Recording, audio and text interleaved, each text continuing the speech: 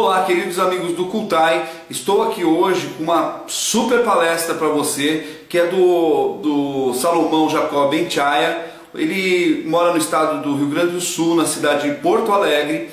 E o Salomão, para vocês terem uma ideia, ele foi um dos criadores do estudo sistematizado da doutrina espírita. Então essa palestra ela tem muito conteúdo esclarecedor sobre toda a estrutura do movimento espírita.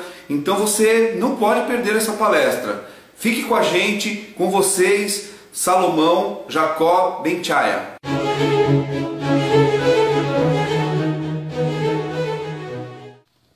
Olá, amigos. Sou Salomão Jacó Benchaya. Vou me apresentar rapidamente. Sou casado, 69 anos, economista, bancário aposentado. Nasci em Belém do Pará, em família judia, e resido desde 1974 em Porto Alegre. Sou pai de 6 filhos. Iniciei a minha atividade espírita com 17 anos, no ano de 1963, na União Espírita Paraense, no seu departamento de juventude. Atualmente eu sou diretor do Departamento de Eventos e de Estudo do Espiritismo do CECEPA, Centro Cultural Espírita de Porto Alegre. Sou ex-presidente da Federação Espírita do Rio Grande do Sul, onde atuei no período de 84 a 87. Juntamente com Maurício Herbert Jones, somos os idealizadores e lançamos a campanha de estudos sistematizados da doutrina espírita, conhecida como ESD, no ano de 1978. 5 anos depois, em 83, a Federação Espírita Brasileira lançaria nacionalmente essa campanha. Eu sou ex-secretário-geral e também atual delegado especial da CEPA, Confederação Espírita Pan-Americana. Sou ex-vice-presidente da CEPA Brasil, que é a Associação Brasileira de Delegados e Amigos da CEPA. Colaboro com o jornal CECEPA Opinião. No Centro Cultural Espírita de Porto Alegre, estamos à disposição para alguém que tenha interesse em contactar conosco através do e-mail ccpars@gmail.com. O meu e-mail pessoal é sjbenchaya@gmail.com. Através do Facebook também pode ser acessado a minha página. Basta colocar o meu nome completo no canto superior esquerdo da sua página, naquele campo de busca, ou o nome do Centro Cultural Espírita de Porto Alegre para acessar também a fanpage do CECEPA. O meu tema é o estudo sistematizado do Espiritismo. Esse tema me desperta interesse natural, já que eu trabalhei na elaboração da campanha do estudo sistematizado no Rio Grande do Sul, e porque o Espiritismo tem essa característica, né? Ele é um conhecimento, não é uma crença. Sem que se estude, se conheça o Espiritismo, não temos condições de afirmar que somos verdadeiramente espíritas, né? Porque é só através do conhecimento dos princípios e das revelações, da realidade que o Espiritismo descortina, que temos condições de realmente realizar isso que se chama transformação, tanto individual como a transformação do próprio mundo em que nós vivemos. Então é importante realmente estudar o Espiritismo. Vamos então ver o que Kardec diz, né, e no qual nós nos fundamentamos para ressaltar ou realçar a importância do estudo espírita. No livro dos Espíritos, na introdução, nós vamos encontrar algumas expressões de Allan Kardec que eu vou ler aqui rapidamente. Acrescentemos que o estudo de uma doutrina, qual a doutrina espírita, que nos lança de súbito numa ordem de coisas tão nova quão grande, só pode ser feito com utilidade por homens sérios, perseverantes, livres de prevenções e animados de firme e sincera vontade de chegar a um resultado, Não sabemos como dar esses qualificativos aos que julgam a priori, levianamente, sem tudo ter visto, que não imprimem a seus estudos a continuidade, a regularidade e o recolhimento indispensáveis. Mais adiante ele diz: quem deseja tornar-se versado numa ciência tem que a estudar metodicamente, começando pelo princípio e acompanhando o encadeamento e o desenvolvimento das ideias. E ainda diz: o que caracteriza um estudo sério é a continuidade que se lhe dá. Um curso regular de espiritismo seria professado com o fim de desenvolver os princípios da ciência e de difundir o gosto pelos estudos sérios. Este curso teria a vantagem de fundar a unidade de princípios, de fazer adeptos esclarecidos, capazes de espalhar as ideias espíritas e de desenvolver grande número de médiuns. Considera esse curso como de natureza a exercer capital influência sobre o futuro do espiritismo e sobre suas consequências. Essa informação de Allan Kardec se encontra no livro Obras Póstumas. No final da minha apresentação, eu vou retornar a esta afirmativa que Kardec faz sobre o futuro do espiritismo e a influência do estudo e as suas consequências para o espiritismo. Bom, apesar dessa preocupação de Allan Kardec, vocês vão perceber que o estudo sistemático do espiritismo não se tornou popular assim de repente, né? E vamos comentar um pouco como isso se deu, né, e como se desenvolveu o espiritismo. Bom, apesar dos fenômenos espíritas terem ocorrido em todos os lugares, em todas as épocas, nós sabemos que o ponto de partida do aparecimento do espiritismo foram os fenômenos de Hydesville, em 1848, na América do Norte. As chamadas mesas girantes, que chamaram a atenção de pessoas, de intelectuais, de pesquisadores, e é quando entra o professor Hippolyte Léon Denis Rivail nessa investigação dos fenômenos que aconteciam tanto nos Estados Unidos como na Europa. Porque foi a partir dessa observação de fatos mediúnicos, de manifestações de espíritos, que o professor Rivail ele aceitou o convite para examinar aqueles famosos 50 cadernos que lhes foram entregues por um grupo de pesquisadores, e com auxílio de médiuns ele entrevistou vários espíritos, no que viria a resultar no lançamento do Livro dos Espíritos no dia 18 de abril de 1857. Né? No ano de 1858, também Allan Kardec fundaria a Sociedade Parisiense de Estudos Espíritas e começaria a publicação da Revista Espírita, né? Que ele editou durante 12 anos consecutivos. As reuniões na Sociedade Parisiense de Estudos Espíritas eram bem diferentes daquilo que hoje nós conhecemos como reuniões espíritas no Brasil. Nós, no Brasil, damos uma ênfase muito grande à propaganda do espiritismo, né? Ou seja, à divulgação. No Kardec, na Sociedade Parisiense, funcionava de maneira muito mais restrita, né? As reuniões não eram públicas. O ingresso na sociedade seria por indicação e acompanhado de uma entrevista feita por Allan Kardec, que geralmente condicionava o ingresso do interessado nas reuniões à leitura prévia de obras, né, do Espiritismo, para que essa pessoa já tivesse condições de entender o que se passava e também de participar de maneira positiva nas reuniões.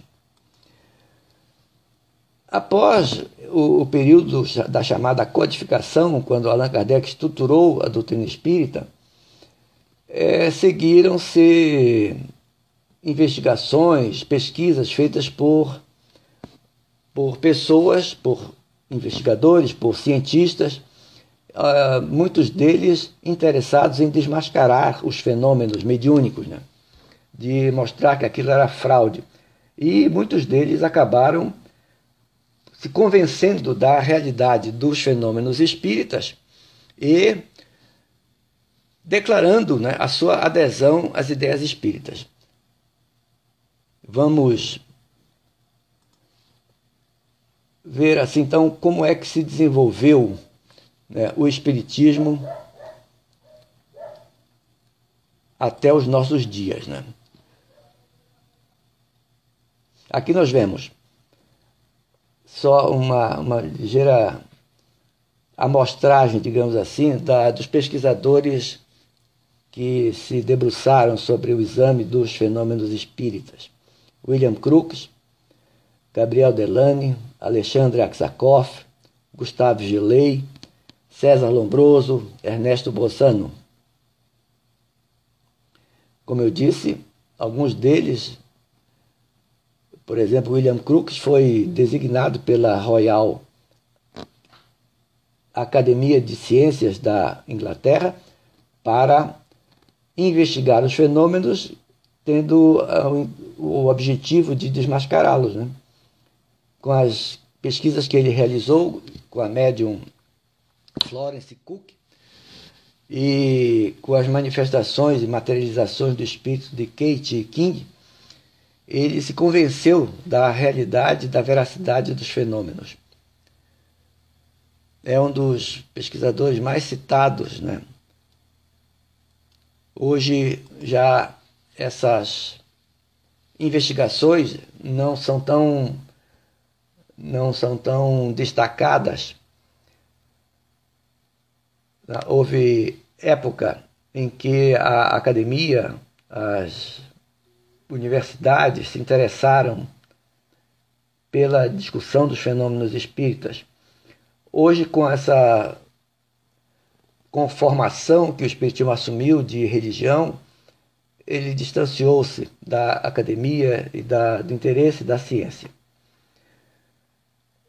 Logo após esse período de grande repercussão, né, das pesquisas espíritas, o espiritismo, em decorrência das guerras que aconteceram na Europa, sofreu um forte recuo.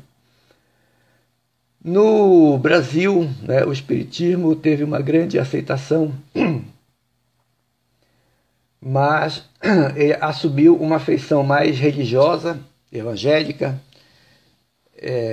um grande interesse pelos fenômenos, né?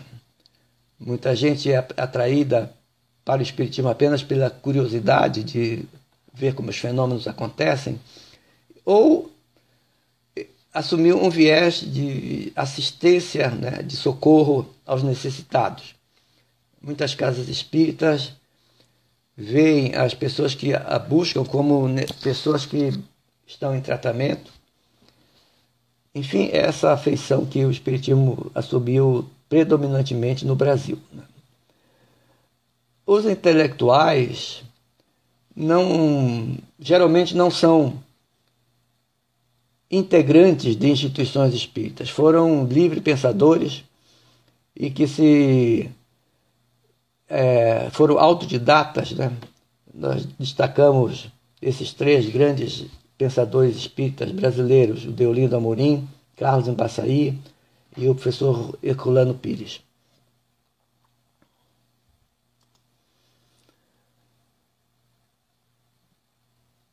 Como é que se estruturaram os centros espíritas no Brasil, né? Sabe-se que antes do espiritismo chegar no Brasil já havia alguma atividade na área da mediunidade, né? A homeopatia e os homeopatas tiveram grande influência nisso, pois associaram essa atividade de cura com o uso da mediunidade para atender, para receitar, né, os componentes homeopáticos às pessoas que buscavam tratamento.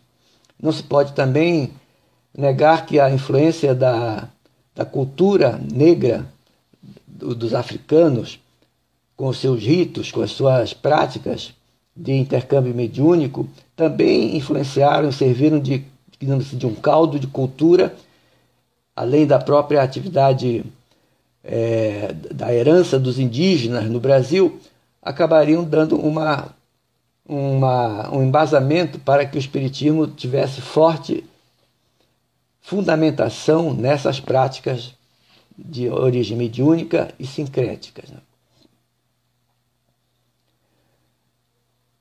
Nós temos que destacar que o espiritismo teve algumas tentativas, digamos assim, de implantação do estudo metódico do espiritismo.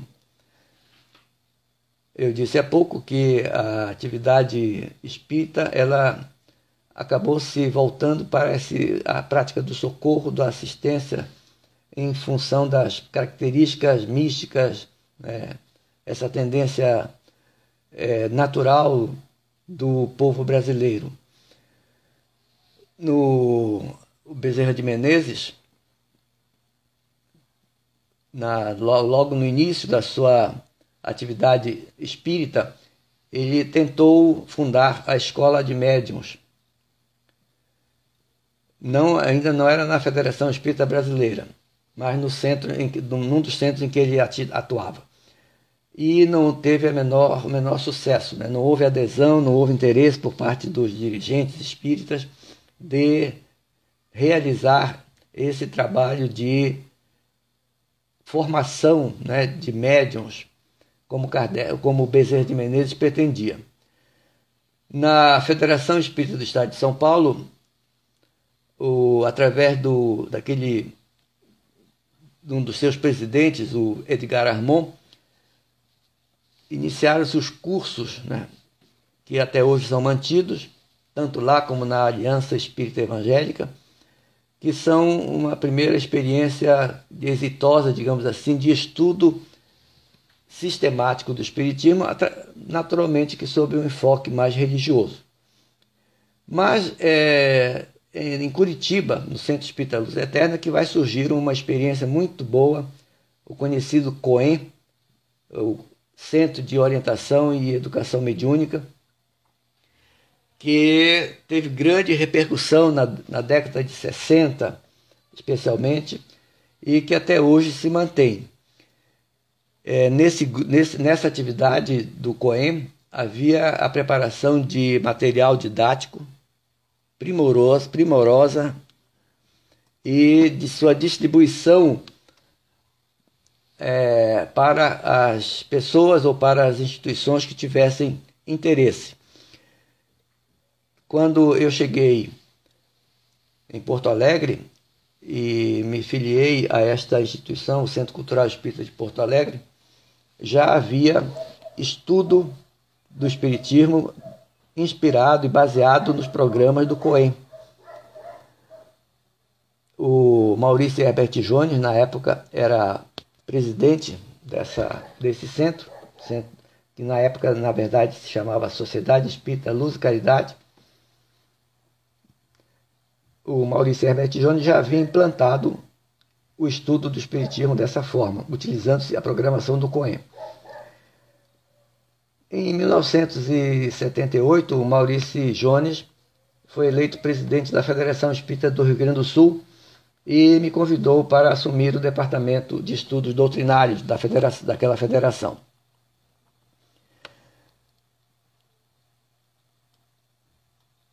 É aí que começa a história do estudo sistematizado da doutrina espírita. Aproveitamos a experiência da SELC, da Sociedade Espírita Luz e Caridade, que utilizava a programação do COEM, mas que era voltada especificamente para o estudo da mediunidade. A partir dessa experiência e também com base numa mensagem recebida na Federação Espírita do Rio Grande do Sul, do Ángel Aguaró, que foi um imigrante espanhol e foi presidente da FERGS, ele, em 1976, ditou uma mensagem pela médium Cecília Rocha, e nessa mensagem havia uma recomendação de um estudo de um plano amplo no sentido de esclarecer os mais responsáveis pela dinamização do movimento espírita, da importância do estudo, da interpretação e da vivência do espiritismo. Isso em 76. Mas em 26 de junho de 78, numa reunião do Conselho Executivo da Federação, o Aguarô dita uma outra mensagem a Cecília Rocha, através da Cecília Rocha, e após a recepção dessa mensagem, ficamos dialogando sobre o seu conteúdo, sem lembrar, né, da mensagem anterior, de 1976, daquele mesmo espírito. E é nessa ocasião que eu sugeri que, aproveitando a experiência que a Federação do Rio Grande do Sul já tinha com a distribuição de planos ou de roteiros para a evangelização infanto-juvenil, que também nós poderíamos elaborar roteiros, planos de aula para distribuir às casas espíritas, orientando para a realização do estudo da doutrina espírita, para adultos, naturalmente. Essa ideia foi prontamente aprovada e em 1970, ou melhor, no mês de julho de 1978, ou seja, quase um mês depois dessa reunião, a Federação estava lançando o seu plano da campanha de estudo sistematizado da doutrina espírita, o ESD, no Rio Grande do Sul. Nós utilizamos esse cartazinho que está aqui, né, no Rio Grande do Sul. Aqui ao lado temos o facsímile, né, da capa dos roteiros, que na época eram mimeografados e distribuídos às casas espíritas. Um detalhe que esses roteiros eram destinados ao coordenador, ao orientador ou ao monitor do estudo sistematizado. Eram indicações de como ele deveria proceder e as fontes de consulta que deveriam ser utilizadas. Todas essas fontes de consulta eram da codificação, ou seja, das obras de Allan Kardec. E a experiência seria levada mais tarde ao Conselho Federativo Nacional, em 1983. Finalmente, a FEB lança, né, o ESD em nível nacional. Isso após uma árdua, não é, luta, digamos assim, do presidente da FEX, o Maurício Herbert Jones, para vencer as resistências que aconteceram ao lançamento dessa campanha. Havia muita preocupação de que o estudo sistematizado pudesse ser uma fonte de prejuízos para o movimento espírita. Bom, vamos aqui detalhar melhor quais essas dificuldades para a propagação do estudo sistematizado. Primeiro, que o movimento espírita era calcado no modelo de pregação, de doutrinação. Nas casas espíritas tinham o doutrinador, o expositor, o pregador. E as pessoas que estavam ali eram assistentes, eram ouvintes, uma atitude mais passiva, né? Raras casas tinham o hábito de dialogar com os frequentadores acerca do tema que havia sido exposto. A maioria, a pregação era apenas evangélica, né? Não se tratava de doutrina espírita, e sim uma pregação do evangelho. Então isso era uma dificuldade, porque nós vamos ver daqui a pouco que o estudo sistematizado implica numa interação, numa participação dos participantes, dos membros do grupo. Uma outra dificuldade era o receio de elitização do movimento. Nós ouvimos até de expositores qualificados do movimento espírita, de líderes, de que o estudo acabaria por elitizar, né? E isso seria um incentivo à vaidade. Quer dizer, o conhecimento levaria as pessoas a ficarem vaidosas, e isso não era bom. Uma outra dificuldade, uma grande dificuldade, era o despreparo para a coordenação de grupos, não é? Como nós vamos ver, o coordenador ele precisa ser um mediador, né? É um facilitador, um estimulador, não aquele que é dono da verdade, o dono do conhecimento e que tem a incumbência de transmitir essa informação aos aprendizes, aos ouvintes. E também uma outra dificuldade seria a sacralização da obra de Kardec, ou seja, considerar que aquilo que está na obra de Kardec é intocável, não pode ser questionado. É claro que se sabe que a obra não pode ser mexida, o texto de Kardec não pode ser tocado. Quando muito se pode atualizar, né? Rever aquilo e enquadrar isso num contexto mais atual. Isso é o trabalho de atualização do Espiritismo que a CEPA vem divulgando desde a sua estruturação. E como se sabe também, o movimento espírita resiste a isso que se chama de atualização do Espiritismo. Então vamos ver o que seria o ESD, o Estudo Sistematizado da Doutrina Espírita. As reuniões são realizadas regularmente por um grupo de reduzido número de participantes para estudo sistemático do Espiritismo, com base em programa previamente elaborado. Então são reuniões regulares, número reduzido de participantes e com base no programa prévio. Qual é o objetivo? Estimular o estudo doutrinário e possibilitar o contato com as obras da codificação espírita. Lembremos que no passado as casas espíritas, na sua maior parte, realizavam reuniões mediúnicas sem o cuidado de um estudo teórico do espiritismo. E muitas reuniões, a maioria eram reuniões mediúnicas públicas, tanto de doutrinação de espíritos como reuniões de desobsessão.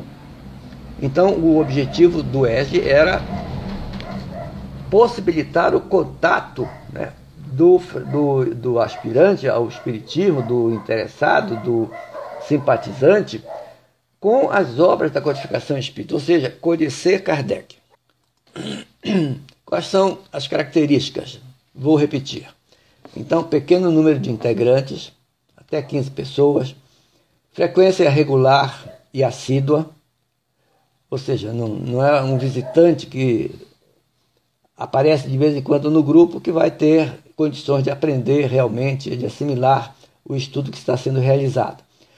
É uma reunião privativa, ou seja, não é uma reunião pública em que qualquer pessoa pode aparecer. Ela precisa de uma inscrição dos interessados.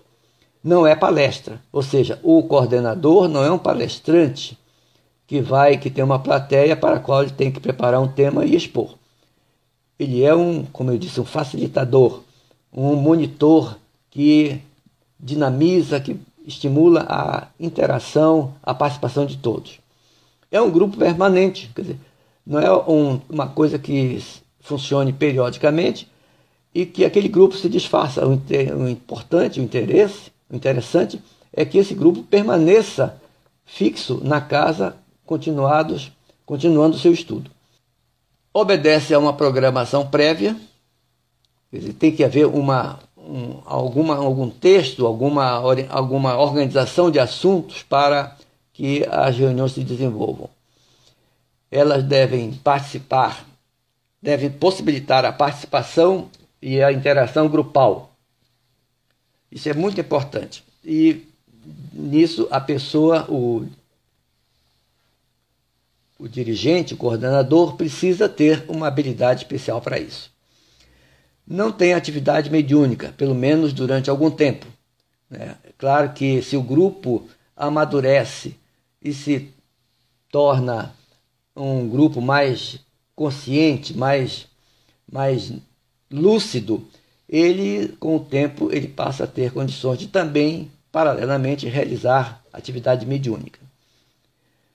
E A característica principal do ERD é que os textos básicos para estudo são as obras de Kardec.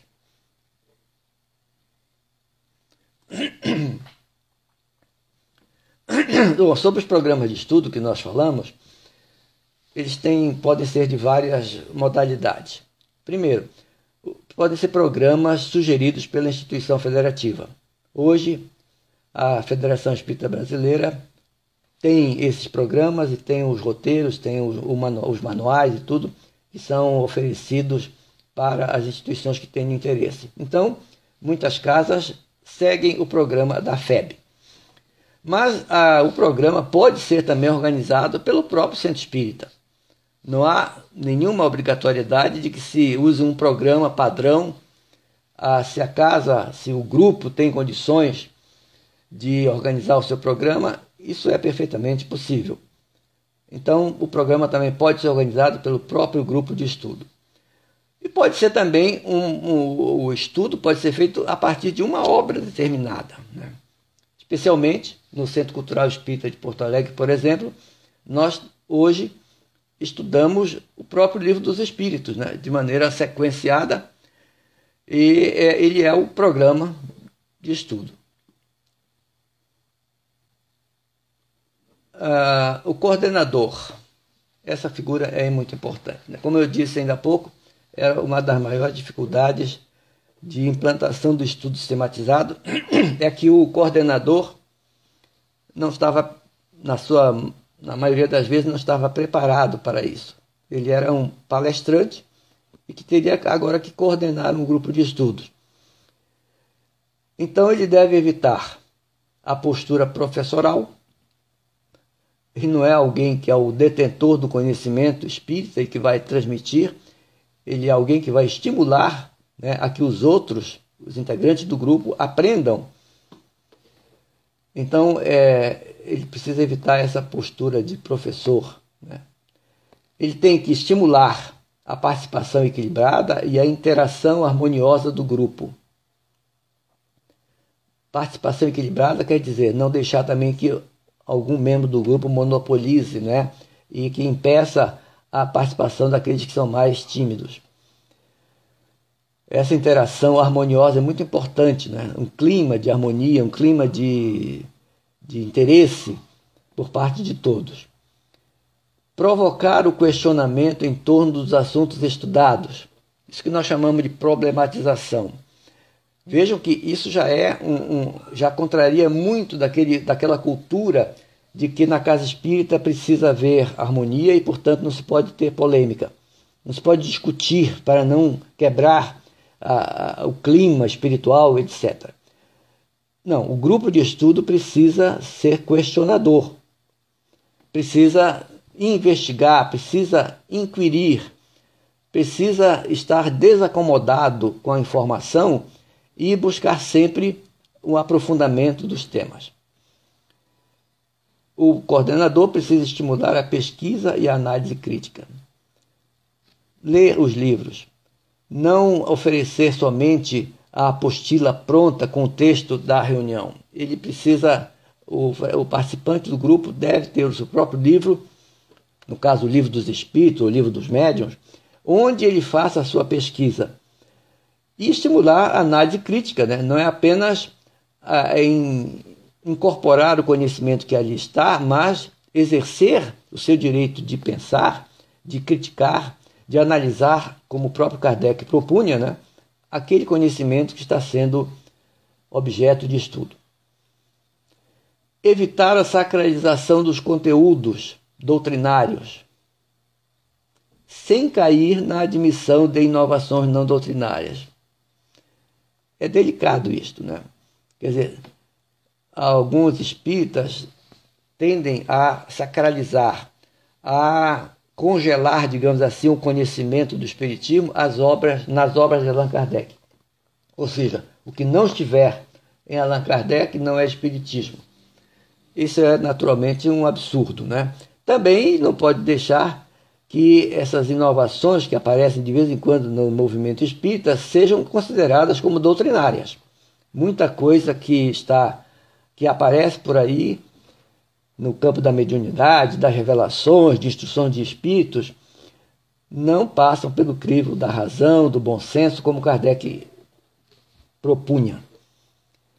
Deve ter, naturalmente, conhecimento razoável dos assuntos estudados, né? Quanto melhor o conhecimento do coordenador, mais seguro também ele se sente para realizar o seu trabalho. E deve saber ouvir, né, e valorizar as intervenções dos participantes. Isso é muito importante, né? Essa habilidade de o coordenador, além de estimular a participação, também valorizar, né, essa participação, essas intervenções que os participantes fazem.